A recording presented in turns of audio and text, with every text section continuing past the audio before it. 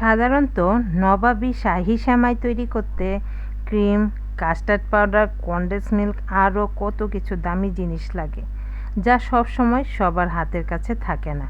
সেদিক থেকে চিন্তা করে সম্পূর্ণ ঘরোয়া উপকরণে আজ আমি তোমাদের সাথে শেয়ার করব গরিবের নবাবী শাহী সেমাই, যেটা খেতে দুর্দান্ত স্বাদের হয়। কোনো অংশে এই ক্রিম বা কনডেন্স মিল্ক ব্যবহার করলে যেরকম স্বাদ হয় তার থেকে কম হয় না, বরং বেশিই হয়। তো কথা দিচ্ছি তোমাদের কাছে অনেক ভালো লাগবে যদি হুবহু তোমরা আমার মতো করে তৈরি করো। তাহলে চলো দেখতে থাকো আমি কিভাবে কি করছি। সেজন্য প্রথমেই বসিয়ে দিলাম একটি প্যান, আর তাতে দিয়ে দিলাম ঘি। ঘিটা একটু গরম হয়ে গেলে এখানে অ্যাড করে দিব কাজু এবং আমন্ড। তোমাদের হাতের কাছে যেরকম বাদাম থাকবে সেরকম বাদামই ইউজ করতে পারো। তো বাদামটাকে এবার আমি খুব সুন্দর করে ভেজে নেব। বেশি লাল লাল করে ভাজতে যেও না, সেক্ষেত্রে কিন্তু তিতা লাগে, খেতে আর ভালো লাগবে না। তো দেখো হালকা বাদামি করে আমি এবার বাদামটাকে ভেজে নেব। বাদাম ভাজা হয়ে গেলে তারপর বাদামটা একটা প্লেটে তুলে রাখবো। আমার বাদামটা কিন্তু হালকা বাদামি করে ভাজা হয়ে গেছে। এবার বাদামগুলো আমি একটি প্লেটে তুলে রাখবো। এবার যে ঘি অবশিষ্ট আছে তার মধ্যে আমি আমার বাকি রান্নাটা করব। সেজন্য এখানে দিয়ে দিলাম আমি এলাচ আর দারুচিনি, আর দিয়ে দিব একটি তেজপাতা। তেজপাতাটা আমি মাঝখান থেকে ছিঁড়ে দিয়েছি। এবার এটা একটু নেড়ে চেড়ে নিব, জাস্ট একটু নাড়ব। আর তারপর এখানে দিয়ে দিব আমি 250 গ্রামের মতো সেমাই।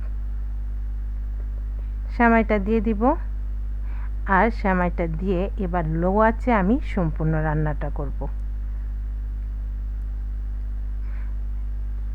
সেমাই কিন্তু খুব তাড়াতাড়ি লাল হয়ে যায়, সেজন্য এই কাজটা করার সময় তোমরা অনেক বেশি সাবধানে থাকবে।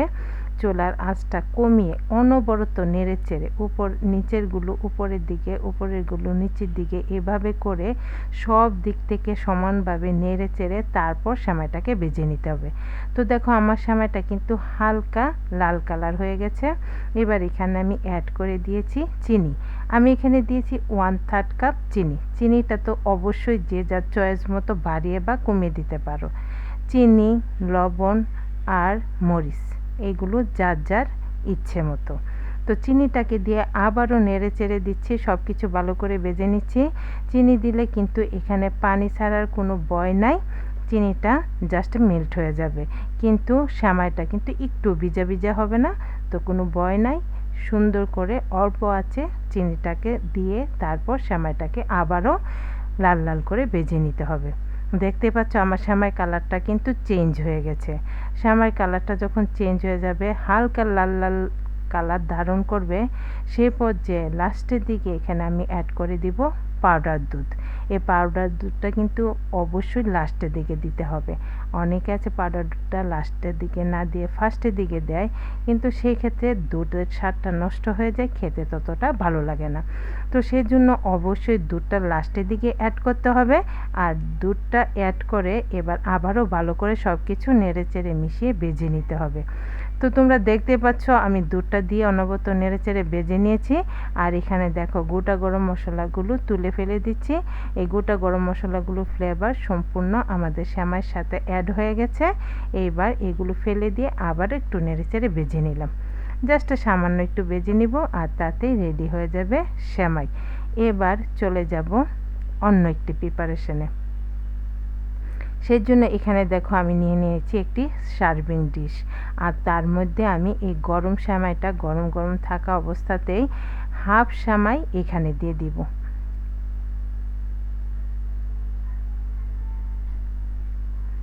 হাফ সেমাই দিয়ে তারপর গরম থাকা অবস্থাতেই এই সেমাইটা খুব সুন্দর করে সেট করে নিব।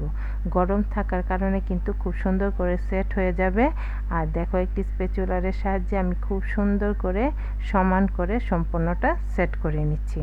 সেমাইটা সেট করা নেওয়া হয়ে গেছে, আর সেমাইটাকে এবার সাইডে রেখে দিব, আর বাকি অর্ধেকটা পরবর্তীতে আমরা সেট করব। এবার দেখো এখানে আমি নিয়ে নিয়েছি কিছু চাল। এটা হচ্ছে গোবিন্দভোগ চাল। এই চালটা আমি আগেই ভিজিয়ে 2 ঘন্টার মতো রেখে দিয়েছিলাম।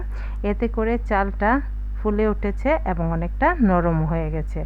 এবার চালটা খুব ভালো করে ধুয়ে আমি একটি ব্লেন্ডিং জারে নিয়ে নিব, কারণ চালটাকে আমরা ব্লেন্ড করে নিব। তো দেখতে পাচ্ছ অল্প একটু পানি দিয়ে আমি চালটাকে ব্লেন্ড করে নিব, আর তারপর এটাকে সাইডে রেখে দেব।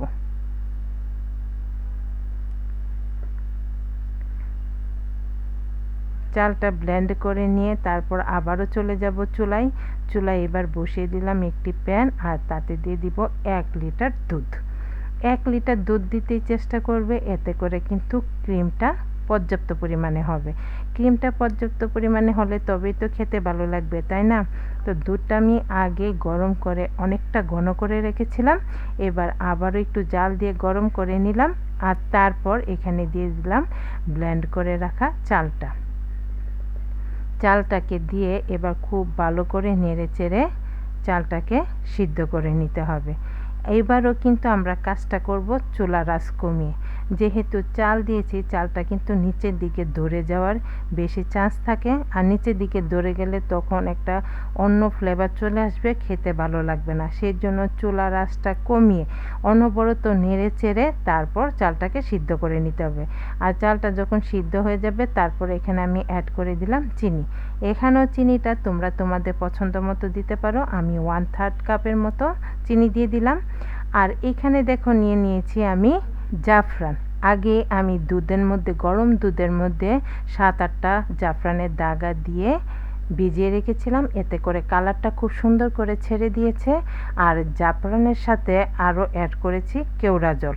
এবার এটা দিয়ে আবারও নেড়েচেড়ে সব কিছু ভালো করে মিশিয়ে নিব, আর তারপর ঘন করে দুধটাকে জাল করে নিব। জাফরান দেওয়ার কারণে কিন্তু অন্য লেভেলের একটা টেস্ট যোগ হয়, ফ্লেভার যোগ হয়। তো তোমরা যদি পারো চেষ্টা করবে এ পর্যায়ে জাফরানটা অ্যাড করার। তো দেখো আমি এবার অনবরত নেড়ে দুধটাকে আরও ঘন করে নিচ্ছি, আর সাইডের যে মালাইগুলো লেগে থাকবে সেই মালাইগুলো কিন্তু এভাবে কেচে সুন্দর করে তারপর দুধের সাথে মিশিয়ে দিতে হবে। তো দেখো দুধটা ঘন হতে হতে যখন এরকম বড় বড় ফুট পড়বে, বড় বড় বাবলস তৈরি হবে, তখন বুঝতে পারবে যে আমাদের ক্রিমটা রেডি। এবার এই গরম ক্রিমটা আমি সেমাইয়ের উপর দিয়ে দিব। যেই সেমাইটা আমরা আগে সেট করে রেখেছিলাম সেই সেমাইয়ের উপরে আমি ক্রিমটা দিয়ে দিব, সম্পূর্ণ ক্রিমটাই দিয়ে দিব। এই ক্রিমটা যত বেশি দিবে খেতে তত বেশি ভালো লাগবে। তো সম্পূর্ণটা ক্রিম আমি দিয়ে দিলাম, আর এবার উপর থেকে আবারও যে অর্ধেকটা ভেজে রাখা সেমাই ছিল সেই সেমাইটা দিয়ে দেব। সম্পূর্ণ ডিশে আমি সুন্দর করে আবারও সেমাইটা ছড়িয়ে দিব, যেন ক্রিমটা দেখতে না পাওয়া যায়, ক্রিমটা একেবারে কভার হয়ে যাবে। তো দেখতে পাচ্ছ আমি সম্পূর্ণটা সেমাই দিয়ে সুন্দর করে কভার করে নিয়েছি, আবারও চেপে সেট করে দিয়েছি, আর তারপর উপর থেকে দিয়ে দিলাম ভেজে রাখা বাদামগুলো সম্পূর্ণ ডিশে সুন্দর করে ছড়িয়ে দিব। আর তারপর এটাকে আমি ফ্রিজে রেখে মিনিমাম 2 ঘন্টার মতো সেট হতে দিয়ে দেব। এই ডেজার্টটা তোমরা ঠান্ডা খেলেই বেশি ভালো লাগবে, আর সেই জন্য আগে তৈরি করে ফ্রিজেও রেখে দিতে পারো, এতে করে তোমরা পরের দিন সুন্দর করে ডিশটা সার্ভ করে দিতে পারো। খুবই টেস্টি হয় খেতে। আশা করছি তোমরা দেখে বুঝে নিয়েছো যে গরিবের এই সেমাইটা, নবাবী শাহী সেমাইটা কী পরিমাণ টেস্টি হয়েছে। তো তোমাদের কাছে যদি ভালো লাগে তাহলে বেশি করে শেয়ার করে দিও। আমার চ্যানেলটাকে সাবস্ক্রাইব এবং পেজটাকে ফলো করে দেওয়ার জন্য অনুরোধ রইল। সবাই খুব বেশি ভালো থেকো। Tata, bye bye.